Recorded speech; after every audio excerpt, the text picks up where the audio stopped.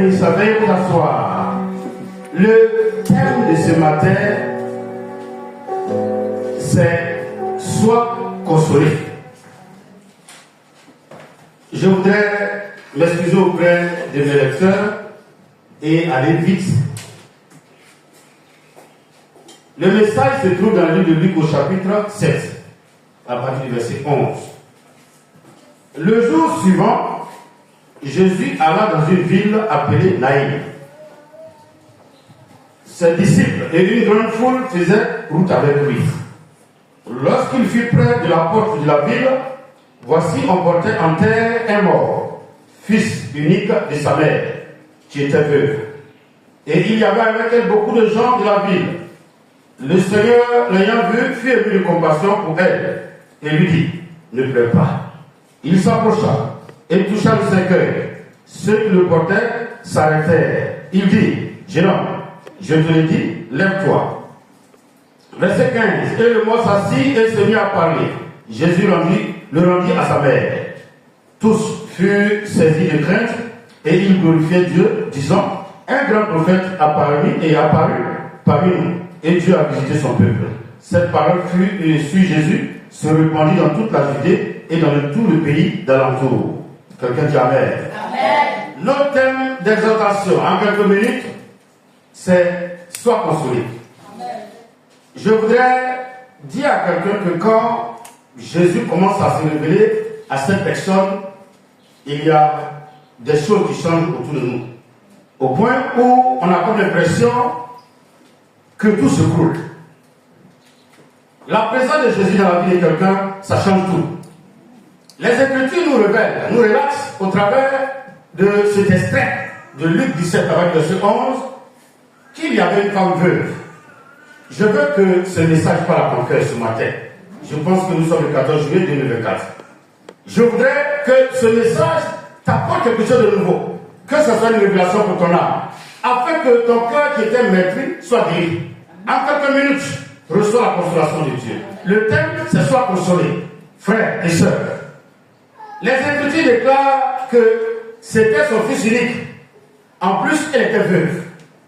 Écoutez, quand vous voyez la parole, essayez de relater fait par fait, élément par élément, c'est pour montrer jusqu'à quel point cette femme n'avait plus d'espoir. La consolation ne vient pas de quelqu'un d'autre, ça vient de celui que nous servons. Et c'est pour cela qu'il permet que par moment nous soyons affligés nous-mêmes. De sorte que, étant affligés, nous arrivions à remonter le moral de ceux qui passent par des moments difficiles.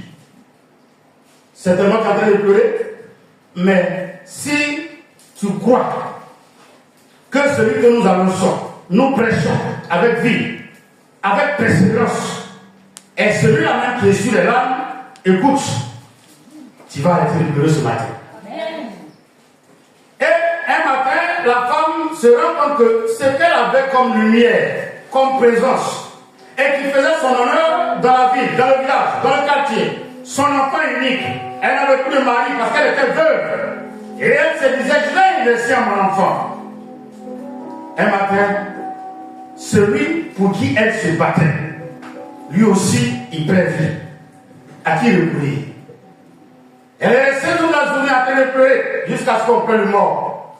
Mais ce jour-là aussi, il y avait une parole qui était sortie du ciel et qui avait pris la même route. Que cette parole te rencontre ce matin. Et que cette parole te restaure. Que cette parole te console. Tu vois certainement le vide, l'abandon, la démission. Non, c'est parce que Dieu voulait t'isoler. La mort n'est pas un moment de joie, mais c'est là que Dieu veut rencontrer cette femme. Alors qu'il partait mettre l'enfant dans sa dernière demeure, les Écritures que sur la route, ils ont rencontré le nom. Je te demande pardon.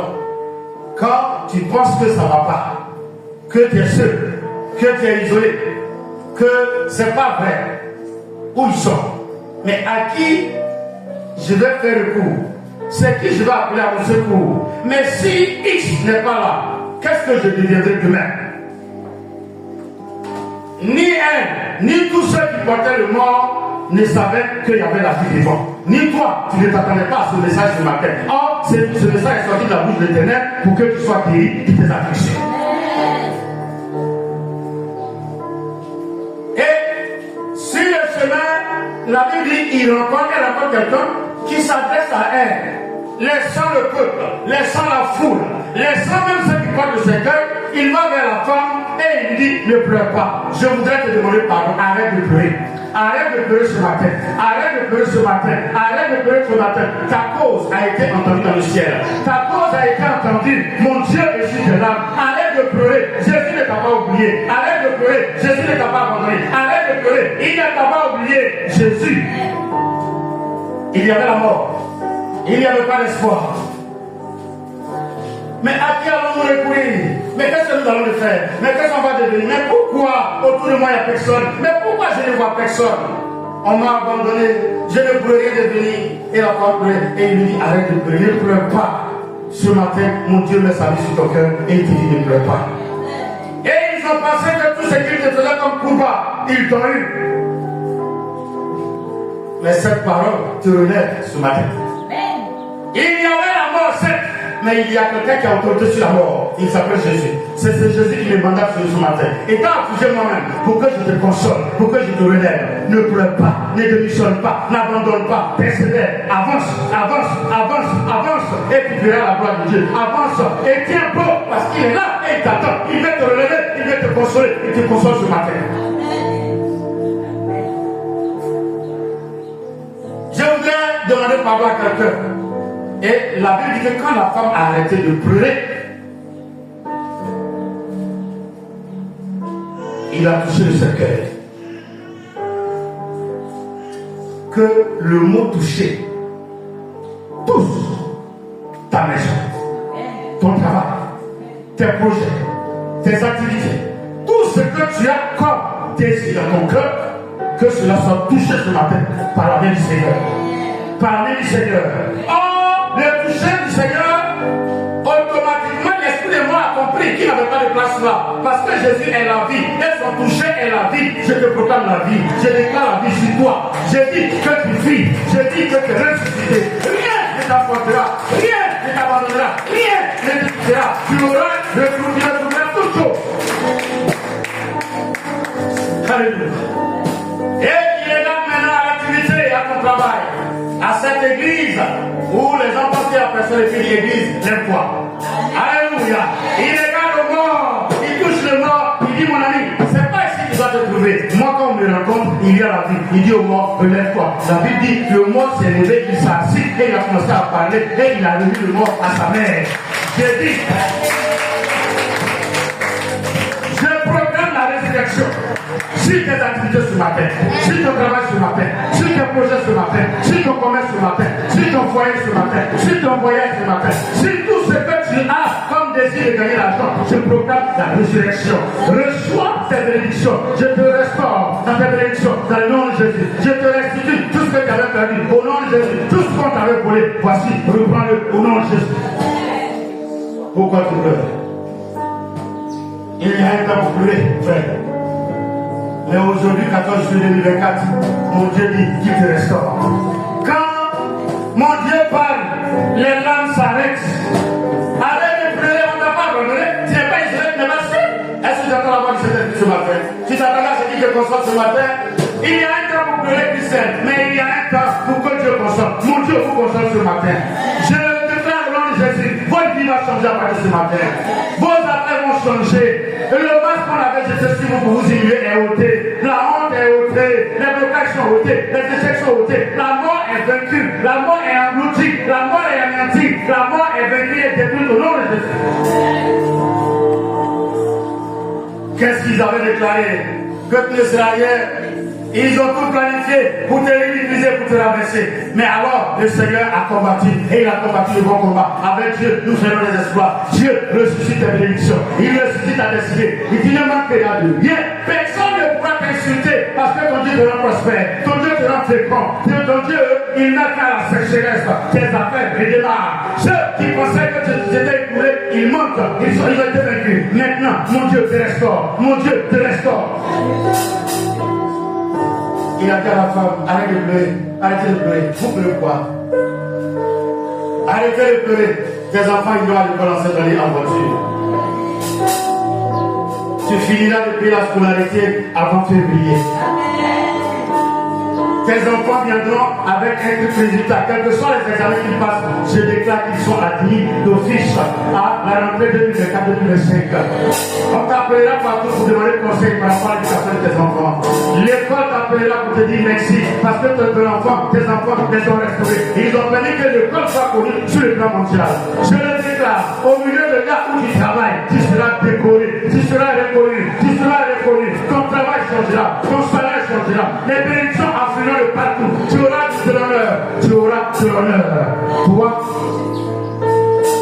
tu pensais que tu étais seul dans la famille où se marie pas. Tu es surpris en regardant tes photos et tes vidéos que toi, ton mariage a reçu la sortie.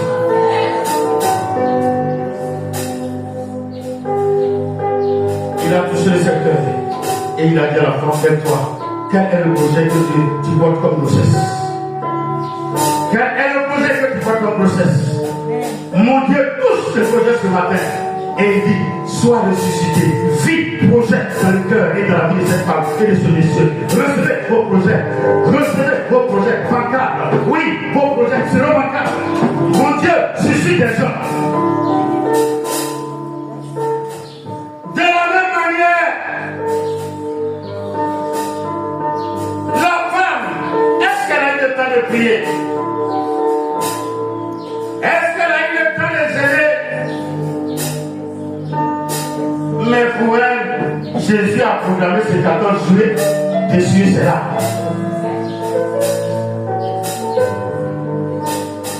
Je veux que tu écoutes le message qu'on a. Je pleure quand je prêche. Il y a beaucoup parmi vous qui n'ont plus l'espoir. Mais, si tu laisses le Saint-Esprit t'aider à écouter ce message, je prends les gens qui pleurent. J'avais préparé mon message quand il est venu tout à l'heure pour me dire, je veux consoler. Je te demande pardon, sois consolé. Tu sens la honte, tu sens l'humiliation. Satan est passé par là, la mort est passée, tu n'as plus espoir. Tu ne penses pas que mon Dieu est capable.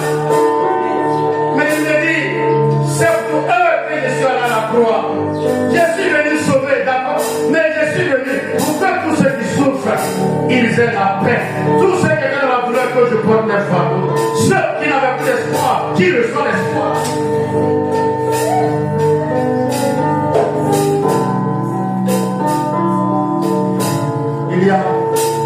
Il y a un temps pour toutes choses.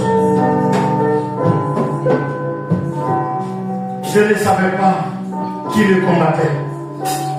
Depuis 5 ans, en passant par un dé, je ne connaissais pas le nom de l'esprit. Mais mon Dieu m'a donné le nom de l'esprit dimanche passé. Or, de là-haut, ils l'ont précipité. Lui, il ne vit plus, mais j'ai vu. Et l'histoire de Dieu vit. Je voudrais te remonter le moral ce matin, pardon. Je voudrais te remonter le moral ce matin. Regarde l'église. Si tu crois qu'un jour il viendra et on va chercher chef pour toi, il faut croire que mon Dieu te console ce matin. Il faut croire que mon Dieu te restaure ce matin. Il faut croire que mon Dieu, il te ramène ce que Satan pensait qu'il avait volé. Ta dignité, ton honneur. Personne ne pourra t'insulter. Au contraire, il viendra attendre que tu les reçoives comme ministre.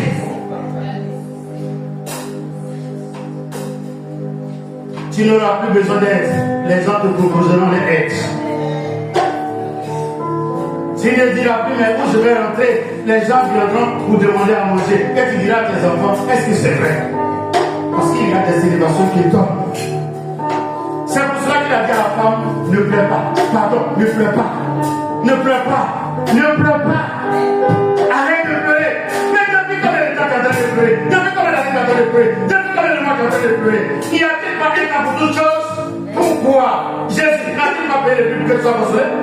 N'a-t-il pas payé le prix pour que toi aussi tu dis un peu? Si oui, c'est aujourd'hui la consolation.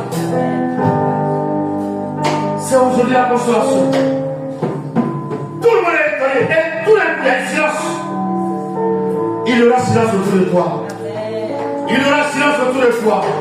Et quand l'enfant est réveillé, les gens commencent à crier. C'est pas possible. C'est pas possible. Dieu a envoyé son prophète.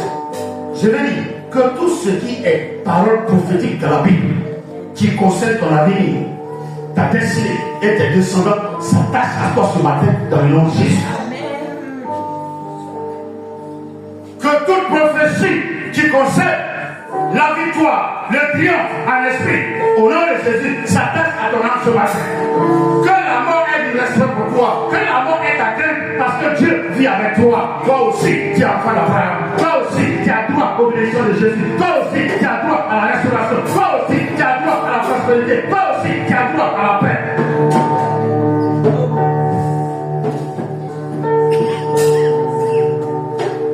Jésus, il aime ses enfants, non? Il les délivre de toutes sortes de malédictions. Jésus, il aime ses enfants, non? Il les console de toute tristesse. Jésus, il aime ses enfants. À un moment donné de la vie, Jésus est sur les larmes de ses enfants. Mon fils, Jésus est sur vos larmes. Je le dis, je le déclare. On ne te volera plus, on ne t'humiliera plus, on ne te ridiculisera plus. Tu seras une femme d'honneur, un homme d'honneur. Un homme de dignité, une femme de dignité. Oui, crois-le.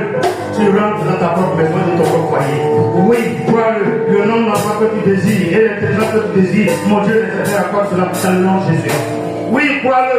Tu auras des disciples pour tes activités. On ne te volera plus. Tu aimes le bien, on te fait le mal. Aujourd'hui, au nom de Jésus, j'arrête tout ce qui est mal intérieur de ta vie dans le nom de Jésus.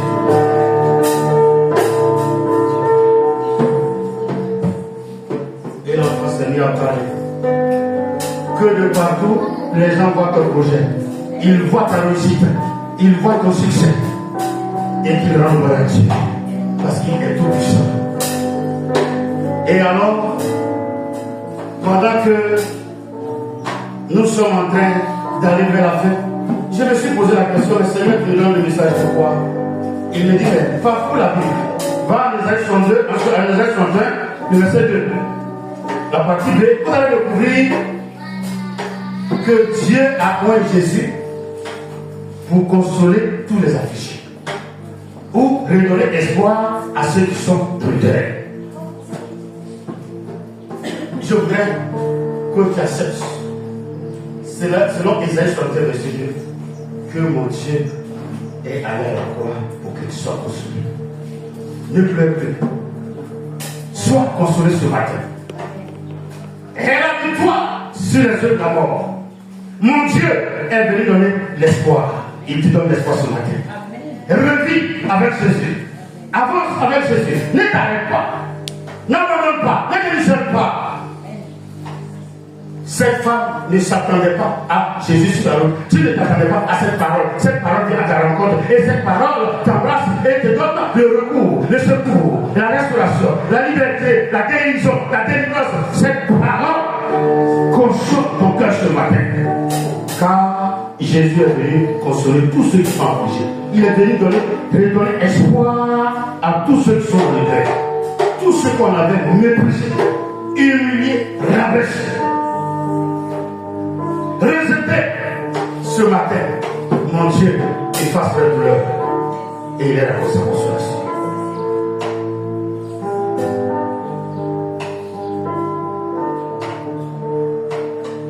Nous devons rendre grâce